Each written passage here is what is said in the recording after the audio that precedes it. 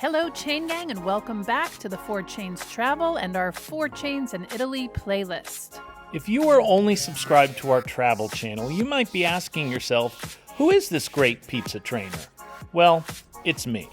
Before becoming a full-time traveler, my career was with Domino's Pizza, where I was 3-time Supervisor of the Year and 2-time National Restaurant Association's Trainer of the Year. I have helped train or coach more world champions than anyone else in history, and I was asked to coach the 50th anniversary World's Fastest Pizza Maker team. When my dear friend and 4-time world champion Dennis Tran skipped a year of competition, I entered myself and became the first person in their 40s to finish on the podium. Here is me making a pepperoni pizza in less than 30 seconds. Begin.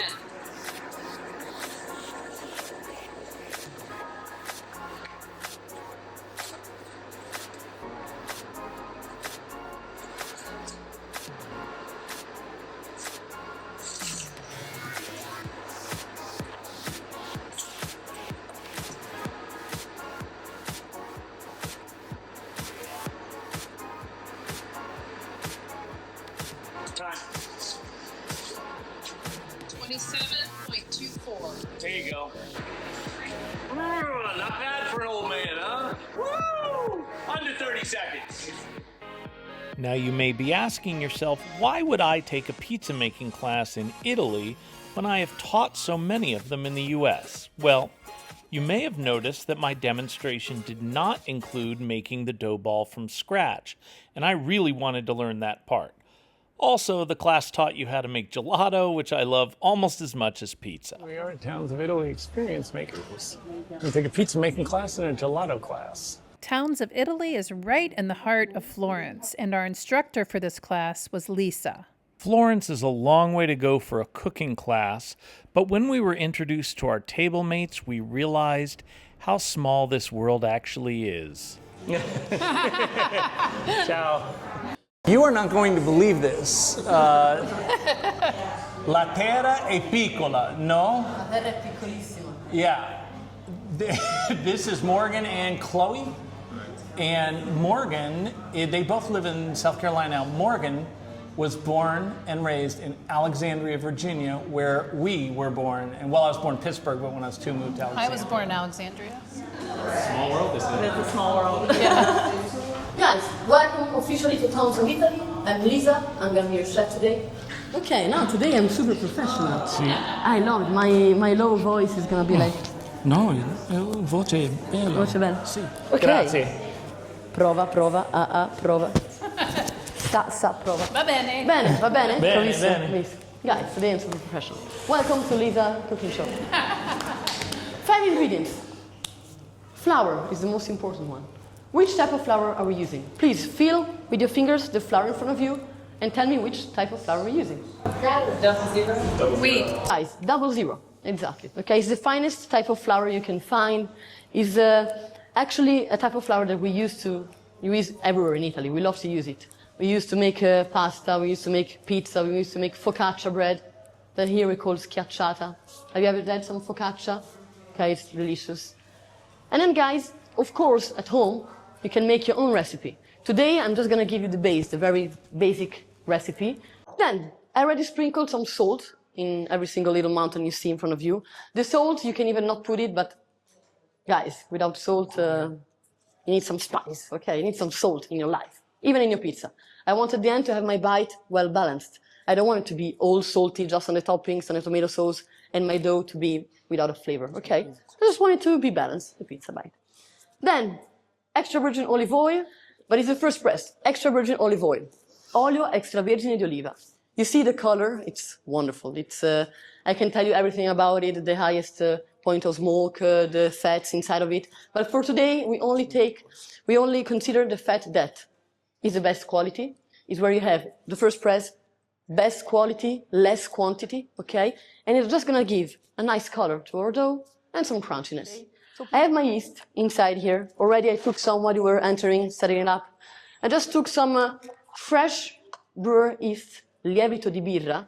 Then I took some, I just minced it in my water, give it a nice stir, and melted it. And here comes the water. With this wonderful Italian gesture, you can do it with me, please. I'm gonna go in the middle, I'm gonna turn it upside down, and go in the middle of the mountain of flour, and just make a nice and large well. See?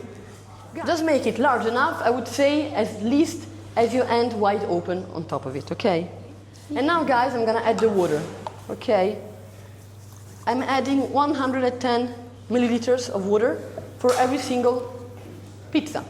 Now is the time for the extra virgin olive oil. I show you how I do the dough, and then it's gonna be your turn, okay? How much should you put? I would say a tablespoon, which is gonna be 1 spin around, okay? And now I'm not gonna jump into it, not with my hands immediately, it would be too messy. I'm gonna use the fork. I use the side of the fork, and I'm gonna break just the inside of the walls, okay? Then, once I take some flour from the inside, I use the back of the fork, and I start to mix it, okay? Mix, mix, mix. You see I have like a porridge, more or less. I can just break my walls and just spread it away. Spread it in all the ways, okay? What am I gonna do? And I'm gonna take the flour from all sides. I want to regroup it, okay? And what am I gonna do, guys? I don't cut, I don't shred, okay? Trust me, you want to start to make the dough. It's gonna be like a pre-kneading. I go on the side, and I just fold and press. Easy, okay? You're gonna soon understand why I'm not already using my hand, okay? You just fold and press, okay? Just keep in mind that, oh no, it's sticky. What do? We use the magic soap of the day. Little bit of flour on the side, okay, not over it. You put it over your hands, and you just do this, and you clean your hands on the side. Don't do it over your dough because I don't want you to add too much flour to it. So, sticky hands, just do it, and then I just add, again, 00 flour, a little bit, okay? You see, just underneath, fold and press, okay? Now, it feels good. We start the kneading. How do we knead our dough? You just fold towards you, roll and press, and turn. Fold towards you, roll and press, and turn. Fold, roll and press, and turn. Oh no, sticky, what do? Bravissimo, okay? This is the reflex I want you to have. Because at a certain point, some of you are gonna be like, with everything stuck, and you know what to do. Basically, what we want to do is that we want to activate the gluten inside of it, okay? What is gluten? It's almost a scary word nowadays, okay? It's just the protein inside our dough that we want to activate. It is gonna build the gluten net, la maglia glutenica. On the other side, you have all the layers closed that have a beautiful round shape. You want to keep this round shape, turn it upside down, and then start to shape it. How do you shape it? You basically just do, with your hands, this movement. You just want to close with your pinkies, seal all the layers you just did. I just go underneath. You see you have all the ugly sides. Just want to squeeze it, okay? Underneath. It is super wet today. Okay. For the shaping, you have different techniques. What I do here is just that I fold towards me, roll and press, turn, close it, turn it around, and close it underneath, okay? So after she gives the overall demonstration, then it's your turn. I'm going to take you through the overhead close-up view of this. Make sure you make the walls of your dough high enough to contain the 110 milliliters of brewer's yeast water and the tablespoon or so of extra virgin olive oil. Just do it in the circle pattern there. And then you start with the fork, breaking down the insides of the walls gradually. And the reason you do this is, and the same reason why you have to make the walls high enough on your dough patty so it doesn't become a flood and the olive oil / water mixture leaks out. So you do it gradually until it becomes more of a paste, as you see there. And then once you become comfortable it's not going to leak out, you just use your fork and then the dough scraper to move all the ingredients to the center so you can form it into something that starts to resemble a dough ball. And then she comes over to help. Putting some air inside of it. Very good. High five. Thanks. Grazie. Right. You go on. Bravo. Don't. Can I show you? Don't. Always, because when you knead it, you fold, roll and press and turn. You have always an ugly side. So you just turn the ugly side and close all the layers. That's it. Okay. So you see, this line is always on the top. I don't bring it around. I didn't turn it. I just make it turn, but not completely, not rotate. Okay. Bravissimo, like this. Then you can place it here, please. Bravissimo. 10 points to Gryffindor there. What you are looking at now are highlights of the gelato portion of the class. If you want a separate video for the gelato process, just let me know in the comments. The practical purpose of including gelato instruction in pizza classes throughout Italy is to give the dough time to proof. And at this point I have to point out something really important that Lisa freely admitted at this stage. In an ideal situation, once pizza dough patties have been made, they should proof for at least 48 hours, and the ideal window is between the 3rd and 5th day to actually make those patties into pizzas. The best temperature to proof dough is between 33 and 40 degrees. None of these things are practical for a single class, so the dough is being speed proofed at much higher temperatures. All the stages at this point I have familiarity with, so I will show you the class method designed to avoid massive bubbles in speed-proof dough and the ideal method for dough-proof properly. You can give it a proper rest. Just keep it always covered. If you have a wet towel, you can stretch, put it on over it, okay? We're gonna keep it humid. We don't want them to dry out, okay? It's gonna be fermenting and developing stuff. So, just remember, if you let it rest in your fridge, to take it out 1 hour before stretching it out, so that this is going to reach out to good temperature, okay, the room temperature. Now she is talking about using either semolina or flour or cornmeal on the table before making the dough patty into a pizza skin. These materials prevent the dough from sticking to the table during the process. It is also important that when you remove the patty from the proofing tray, you do so in a way that maintains the roundness of the dough ball, because you are making a circular pizza and it helps to avoid pitfalls that make this more difficult for you. Now you see me docking the dough, and I will actually go through the middle of the patty, which is only necessary for speed-proof dough to prevent bubbles. With ideally proof dough, this is a mistake because it prevents the dough from rising. The process of properly docking out dough that has been proofed correctly is a little bit different. Now, when you're docking, the first thing you need to do is, if you could cut close in on my hands, you want to make your hands into a docking instrument. So in other words, you don't want this. You don't want any open gaps. You want the gaps to be closed, because you want to think of that as you're creating a tool. Some videos want you to do the gun sign and then go like this, and that's certainly fine as long as you achieve the end result where you don't have any gaps in your hands, because then you'll have gaps in your crust. Okay, so once again, I'm making an instrument with a hand. I do it with these two overlapping. I've seen people go like this. This is too much. You're sacrificing a lot of speed there. I think 2 fingers over top of each other is plenty. So, personally, when I go like this when I'm going quickly, but I want to show you in slow motion. The way I originally learned it is 1, 2, 3, turn, 1, 2, 3, turn. I'd also like to point out something that that is a similar theory to it being encumbered by the dough tray, which is when you are coming down, I'm going to do this real slow. Can you close in on my hands? You're coming straight down. So as you can see, I'm coming straight down. The dough, if you look closely, is actually peeling back. 1, 2, 3.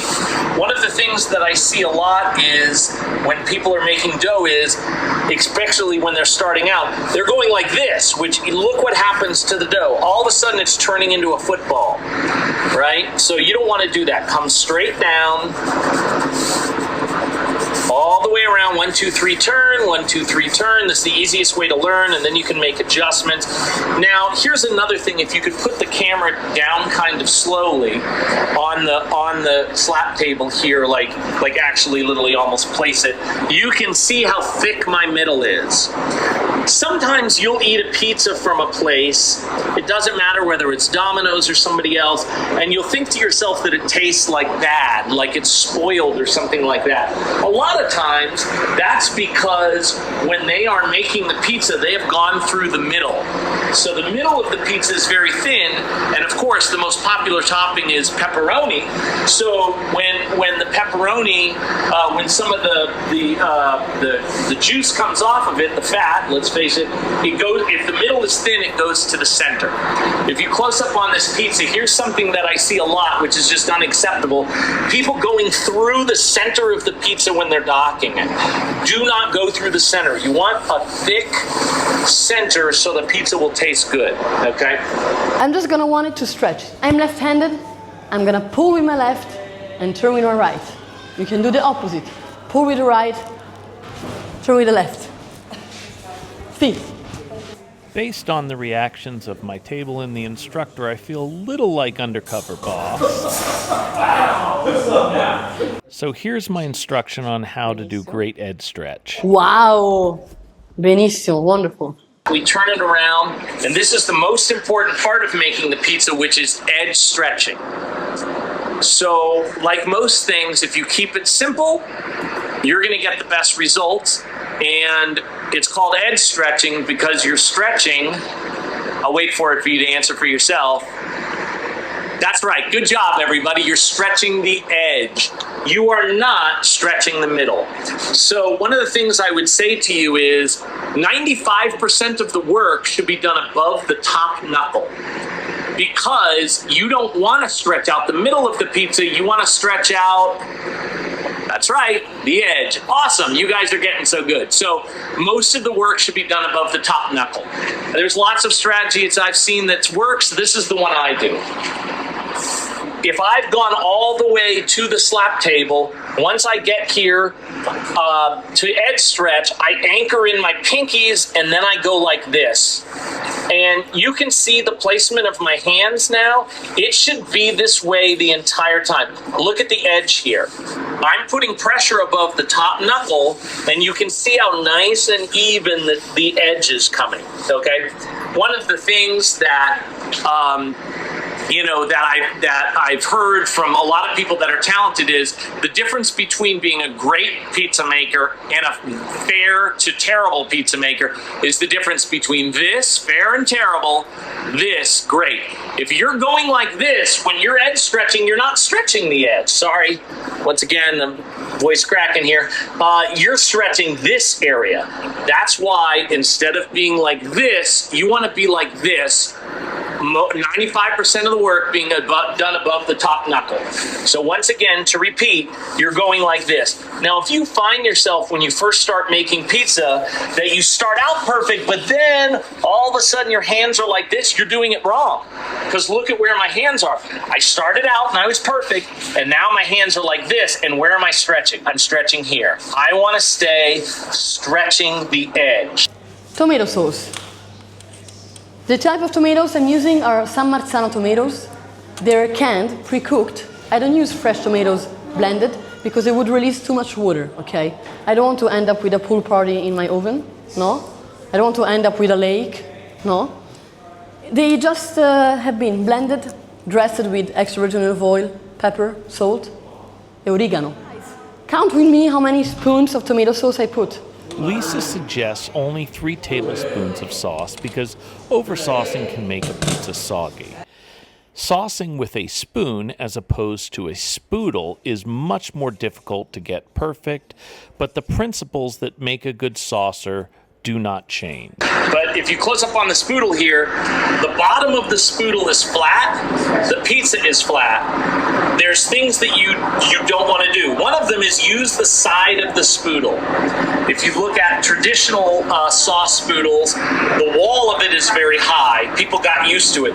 You do not want to be saucing by pushing a rim of sauce out to the edge with the side of the pizza, because For taste reasons, if you look at the sauce here, for taste reasons, you want an even amount of sauce the entire way. And if you're doing that, you see way too much sauce, not enough sauce, etc., etc.